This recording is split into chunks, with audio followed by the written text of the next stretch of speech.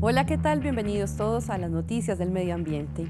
Por NTN 24, el canal de las Américas, a unas semanas de la próxima Conferencia Internacional del Clima que tendrá lugar en París, la ONU hizo un nuevo llamado para que sean fijadas nuevas normas que eviten el incremento de las temperaturas en el planeta.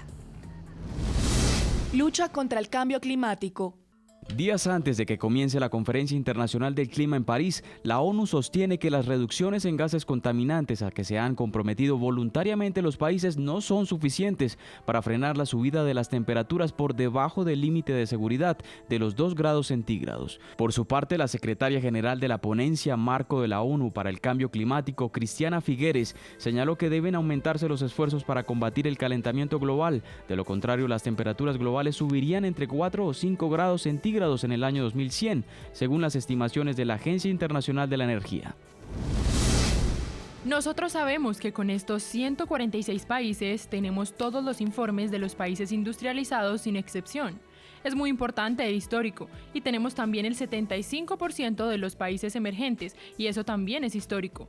Juntos representan el 86% de las emisiones globales. Pero también aseguró que si son implementados totalmente los compromisos anunciados en los planes nacionales, la subida de las temperaturas podría quedar en 2,7 grados centígrados. También resaltó el compromiso de la comunidad internacional, ya que los países industrializados, sin excepción, presentaron sus respectivos planes de reducción de emisiones, meta considerada como histórica.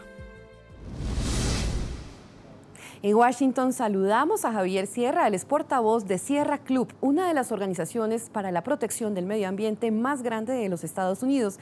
Gracias por estar con nosotros esta mañana en Clímax de NTN 24. Muy buenas, muchas gracias por tenerme aquí.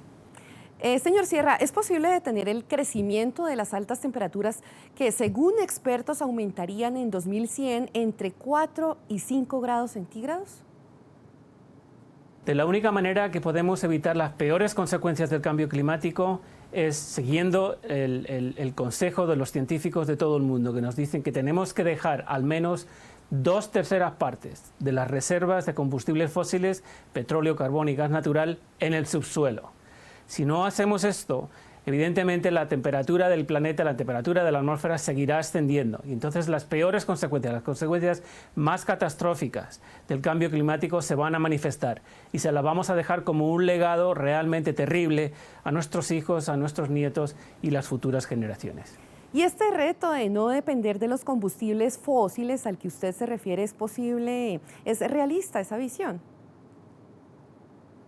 Evidentemente es realista, ya existe en el mundo entero, no solamente aquí en Estados Unidos, una gran revolución de la economía de energía limpia. Y esto lo estamos viendo en muchos países. Por ejemplo, hubo un informe de Bloomberg, las noticias Bloomberg, que nos informó que por primera vez en la historia, esto fue en el año 2013, se instaló más capacidad de energía limpia que capacidad de energía sucia, energía fósil.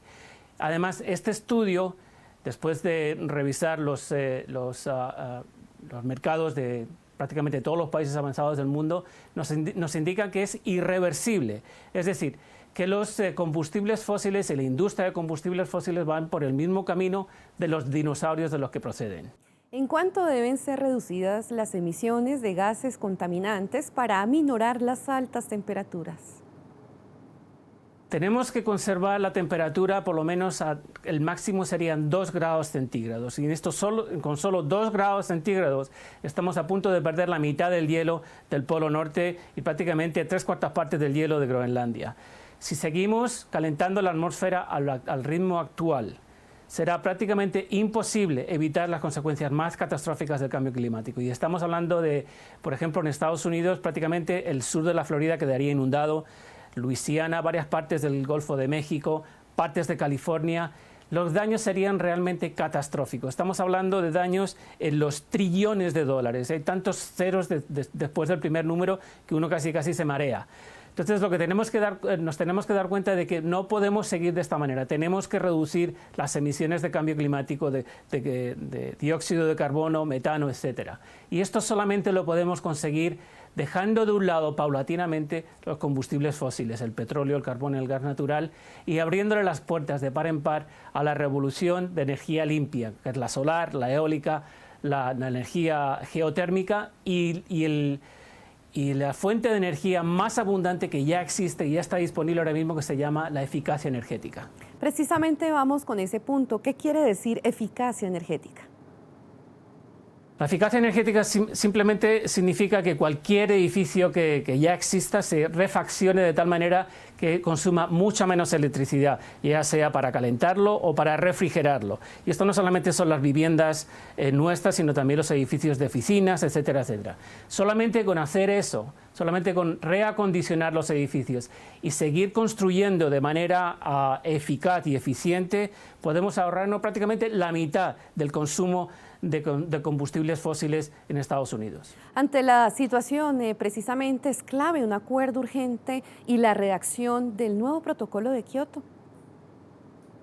Las negociaciones que se van a llevar a cabo a finales de este mes y principios del siguiente en París son realmente cruciales. Estamos ante una encrucijada histórica que no podemos dejar de lado. Es prácticamente la última oportunidad que tiene la humanidad para realmente organizarse, concienciarse de la magnitud de este tremendo reto, de este tremendo problema y llegar a conclusiones fijas y a metas realmente realistas y realmente que combatan el cambio climático. Los científicos ya están en París, los científicos han estado advirtiendo a los líderes de todo el mundo cuáles son realmente las reducciones del cambio de dióxido de carbono y otros gases de calentamiento global que tienen que llevarse a cabo y que tiene que haber un compromiso claro y un compromiso serio para llegar a este tratado en París. Recordemos que lo que nos estamos jugando aquí es el futuro de tus hijos, de mis hijos, de nuestros nietos, de las futuras generaciones. Esto no ya es un juego, ya no tenemos más tiempo para debatir.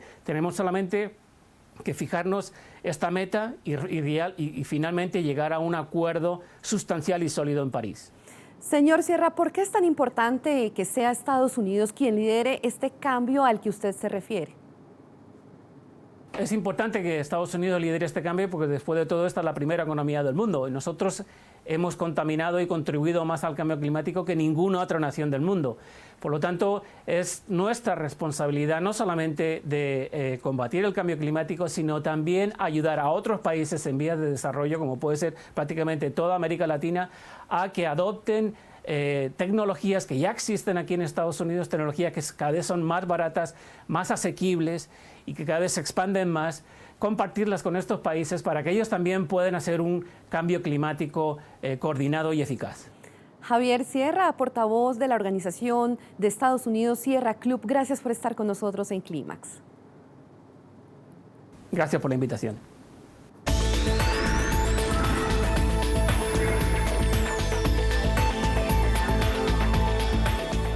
Una reciente temporada de caza de osos desató una fuerte polémica en los Estados Unidos. Polémica cacería.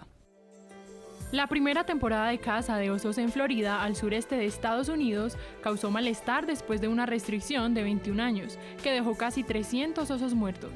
Es por eso que la Comisión para la Conservación de la Fauna y la Pesca, FWC, declaró concluida la época de caza a solo 48 horas después de su inicio.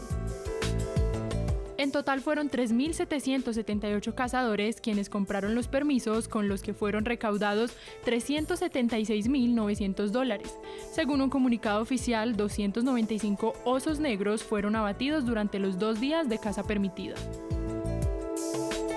Conservacionistas protestaron por la cuestionada temporada de caza. Aseguran que la reactivación fue muy pronta debido a que la cacería fue aprobada solo 3 años después de que el Estado retirara al oso negro de su lista de especies en riesgo de extinción. Sin embargo, la FWC justifica la gran cifra de animales de la siguiente manera. Con todo lo que se habló, muchos cazadores sabían de antemano que querrían estar allí afuera el primer día y estudiaron el terreno para asegurarse de ejecutar disparos certeros.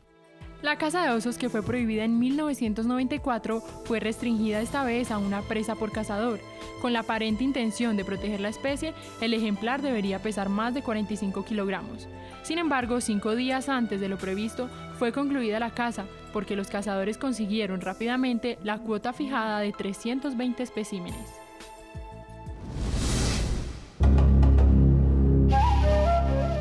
El Ministerio de Ambiente de Ecuador anunció que una nueva especie de tortuga fue ubicada en la isla de Santa Cruz, la más poblada del archipiélago de Galápagos. La nueva especie fue bautizada como Chelonoidis donfaustoi, en honor a Fausto Llerena, conocido como Don Fausto, un guardia del Parque Nacional Galápagos, conocido por ser el guardián de la tortuga gigante solitario Jorge, la última de su especie que falleció en 2012.